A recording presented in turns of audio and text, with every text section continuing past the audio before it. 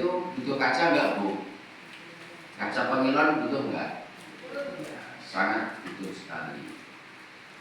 Fungsinya adalah untuk melihat apakah penampilan kita itu sudah bagus belum gitu ya.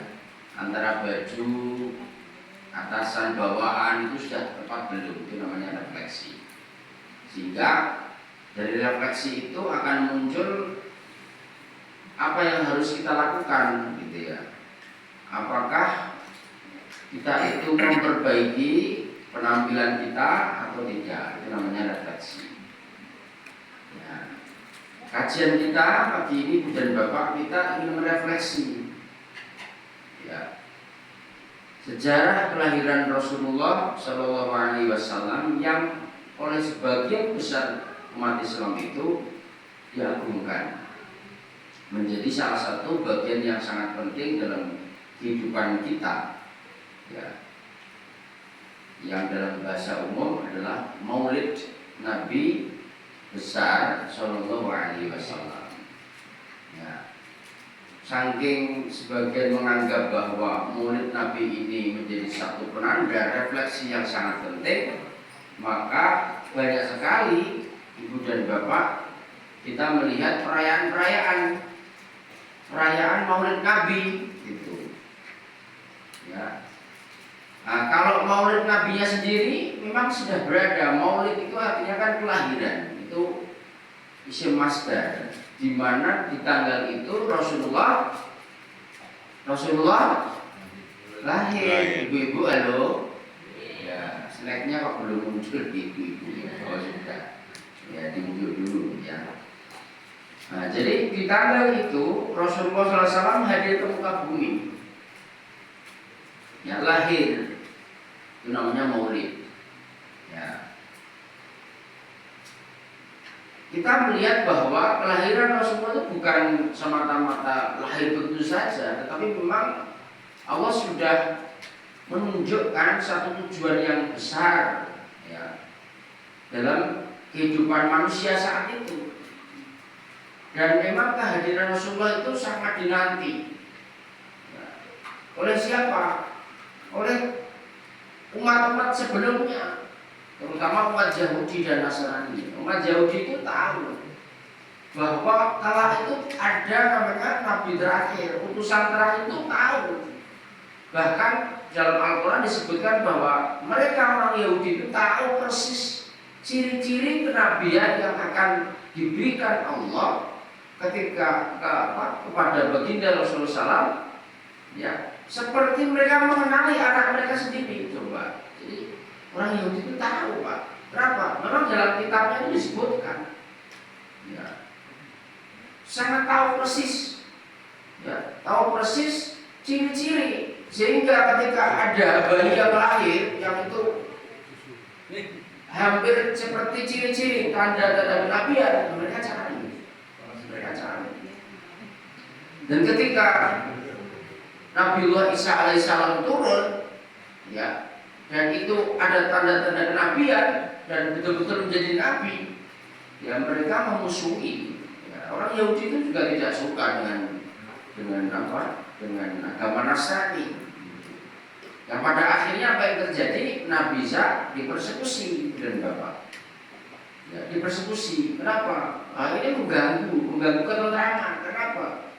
Ya, orang Yahudi tidak bebas lagi melakukan penafsiran terhadap Taurat mereka, kan begitu. Nah, sehingga ketika dipersekusi apa yang terjadi? Ya kita tahu, ya, ada silang pendapat di situ. Apakah betul Nabiullah Isa disalib atau tidak? Ya, Allah sudah mengatakan bahwa wasubillah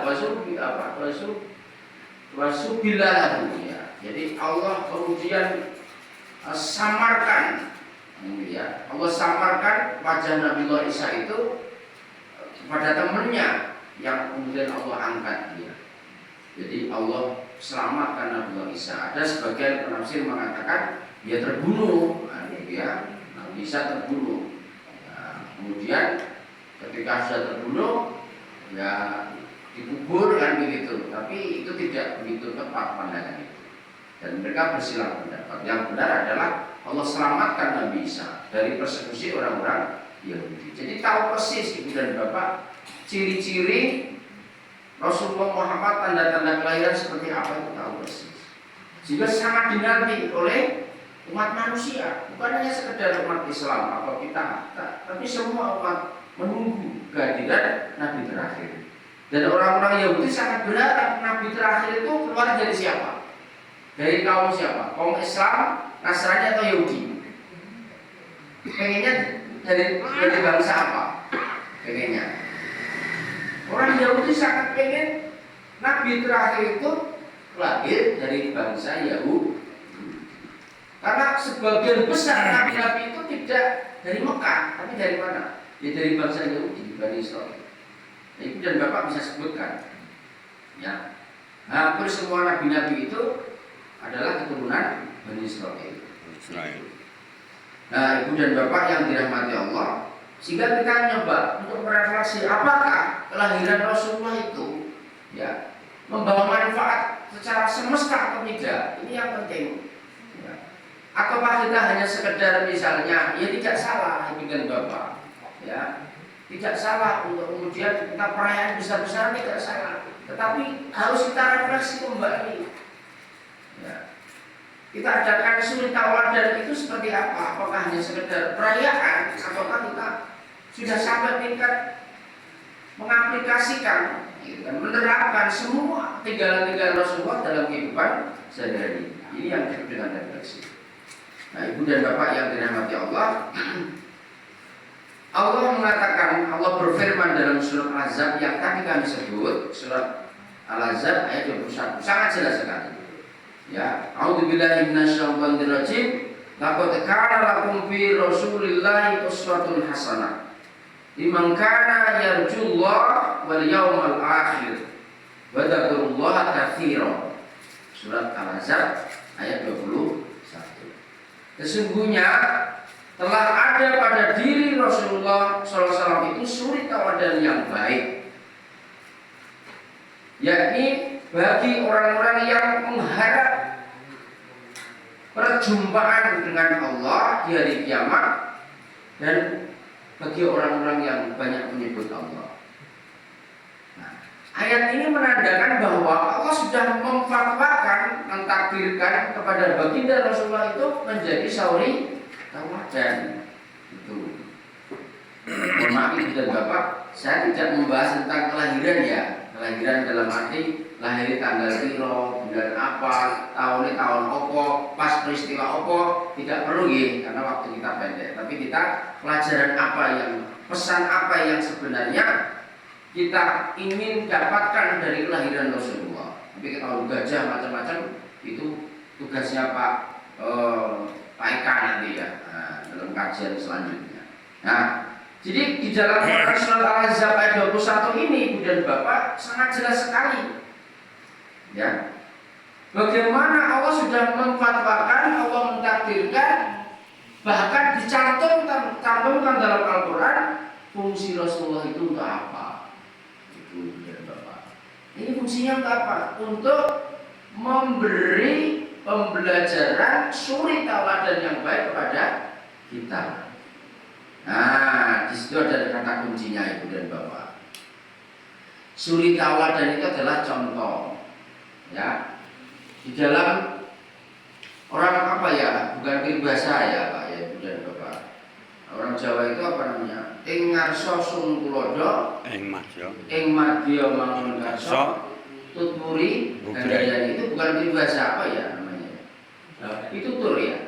Tutur. Slogan ya, pitutur becik gitu ya. Nah, kita lihat coba di dalam tradisi Jawa itu ada, ya.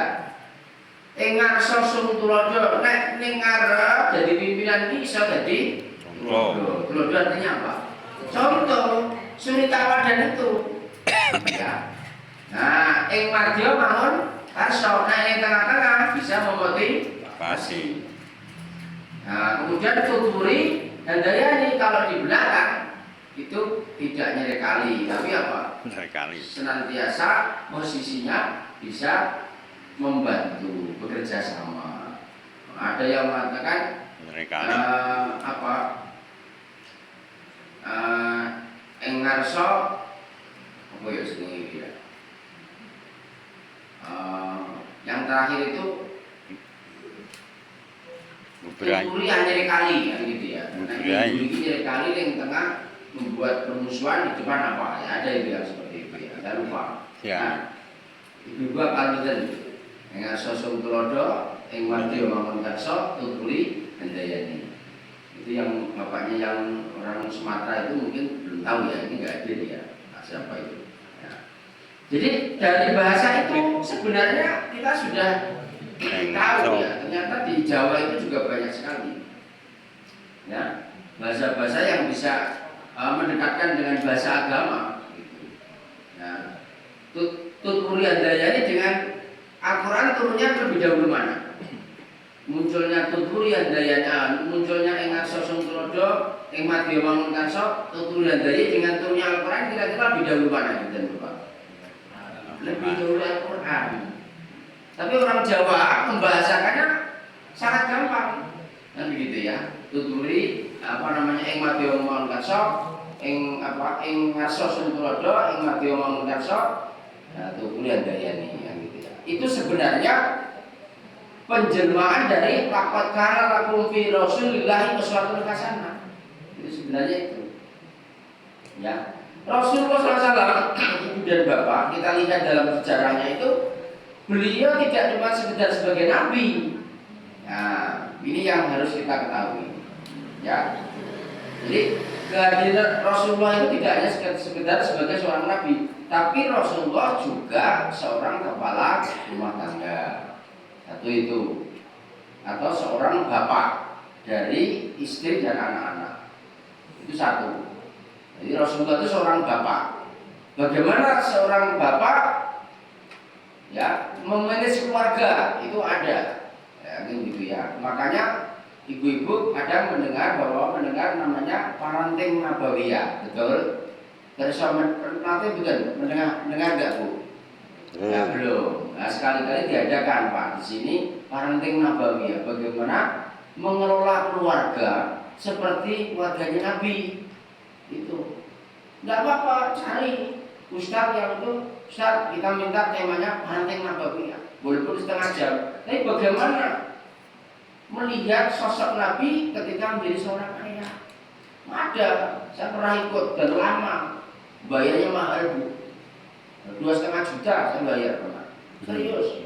Itu udah 4-5 tahun yang lalu. Tapi dia jadi udah ustaz di sini anggutan saya sampai 2,5 juta. Terus gratis untuk kopi, untuk kain, untuk apa gitu. Nah, ustaznya diminta yang pintar masalah parenting nabawiyah, mengulas tentang pribadi Rasulullah sebagai seorang bapak, sebagai seorang ayah. Ayah bagi anak-anaknya, suami bagi istrinya, kakek bagi cucunya karena punya cucu juga, kan begitu. Nah itu namanya pribadi Rasulullah di dalam keluarga. Rasulullah juga hebat dalam hal memimpin sebuah pemerintahan, disebut dengan pemerintahan Madinah. Raja pertama, gubernur pertama, ya setelah setelah ada perjanjian Hudaybiyah saat itu, yang pasalnya itu merupakan pasal terbaik, pasal terlengkap dalam semua traktat di dunia ini. Jadi belum pernah ada ceritanya perjanjian di 3 agama sekaligus sampai sekarang kecuali perjanjian Madinah. Itu ada namanya perjanjian Madinah. Ya. Perjanjian Madinah itu mengikat ibu dan bapak, mengikat apa? Orang Yahudi, Nasrani, Islam yang ada di Madinah. Saya doakan ibu dan bapak nanti bisa tindak ke Madinah dan Mekah. Amin. Itu. Karena kalau sudah ke sana itu ada cuma nangis gratis, ya Allah ya Rob, udah kok apik koyo ngene. Kan gitu. Itu siapa pada Rasulullah yang mengatur masjid di sini, jalan raya di sini, depan situ pasar. Itu sudah di sini kuburan. Jadi kalau pengen melihat sahabat-sahabat sudah meninggal, tinggal keluar sisi saat agak utara ketemu kuburan Makbarah. Nah gitu ya, tempat sahabat-sahabat perang yang meninggal dan dikebumikan di dekat Masjid Madinah. Nah Rasulullah, kalau Bapak Ibu pengen ziarah Rasulullah, ya imaman itu ya, seperti ini. Nah, kemudian keluar sebentar sisi kanan namanya babu salam, muter itu sudah ketemu dengan Rasulullah. Nah, ibu dan bapak, jadi itu keberhasilan Rasulullah dari sisi memimpin sebuah negara. Nah, yang banyak sekali di dalam Al-Quran kita sebutkan bagaimana secara Rasulullah menerima wahyu, itu kehebatan Rasulullah ketika menjadi seorang utusan Allah. Ya, disebut dengan Nabi terakhir atau Rasulullah. Jadi ada berbagai macam. Ibu dan bapak, ada tadi saya sebutkan. Terus bagaimana Rasulullah dalam masyarakat, kan begitu. Nah, sosok-sosok inilah yang kemudian ibu dan bapak bisa kita jadikan suri tauladan dalam kehidupan kita. Ya, di keluarga, di masyarakat, kan gitu, di komunitas Muslim sebagai seorang nabi dan juga sebagai pemerintah atau sebagai kepala negara. Ketika beliau menjadi raja atau menjadi gubernur, pemimpin pertama di Madinah setelah perjanjian Madinah. Nah, ibu dan bapak, saya sedikit saja karena waktu kita mepet. Bagaimana Rasulullah SAW ketika beliau bercengkrama dengan sahabat-sahabat, itu saja. Atau komunitas ketika beliau itu menjadi seorang Rasul. Karena itu menjadi bagian penting dalam kehidupan beliau. Itu saja pagi ini. Nanti paling nabawiyah cari ustaz yang lain. Ya. Bagaimana beliau menjadi kepala negara, cari ustaz lain yang pintar politik. Nah, itu. Bagaimana melihat Rasulullah dalam memimpin. Nah, di pagi ini kira-kira sekitar 15-20 menit ke depan. Nah, ini sudah 5/4. Kita coba merefleksi melihat bagaimana Rasulullah itu melaksanakan tugas kenabian. Nah, itu ya, di dalam kehidupan kita, di dalam kehidupan saat itu, dan kemudian bisa kita jadikan pelajaran di hari-hari sekarang ini. Ibu dan bapak yang dirahmati Allah, kembali lagi kepada surat Al-Ahzab 21 tadi. Allah sudah memberikan fatwa, Allah sudah memberikan semacam takdir kepada kita bahwa ya kita harus nyontoh Rasulullah. Gitu. Nah, di dalam kehidupan keseharian sebagai seorang nabi, Rasulullah itu tugas utamanya adalah menyampaikan wahyu.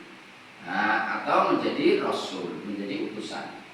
Nah, di dalam surat Al-Kahfi ya, itu sangat jelas sekali, gitu kan. Qul innama ana basyarum mithlukum yuha ilayya. Nah, mungkin Bapak Ibu sudah pernah nanti mendengar ayat ini ya. Surat Al-Kahfi ayat berapa? 100 berapa kira-kira? Qul innama ana basyarum mithlukum yuha ilayya. Surat Al-Kahfi ayat terakhir. Betul? 110. Ya, nanti dibuka di rumah. Nah, katakanlah wahai Muhammad, qul innama ana basyarum mithlukum, bahwa aku Muhammad itu manusia biasa. Ya, qul innama ana basyarum mithlukum yuha ilayya, yang aku itu oleh Allah ditakdirkan menyampaikan wahyu. Itu. Nah, kita lihat.